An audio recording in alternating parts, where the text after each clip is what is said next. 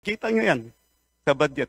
In other words, gi-chop-chop yung ODA, foreign funded projects, pumunta sa maliliit na mga proyekto. So, sino ang members ng chop-chop gang dito? So, I have 3 questions for DPWH.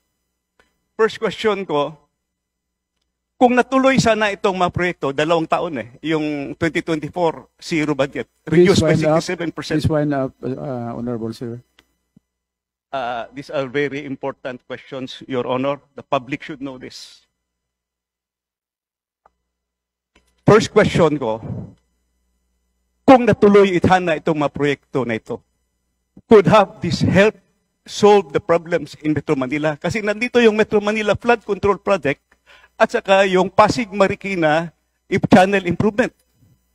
Second, sayang wala si Secretary Bonoan. I'm going to ask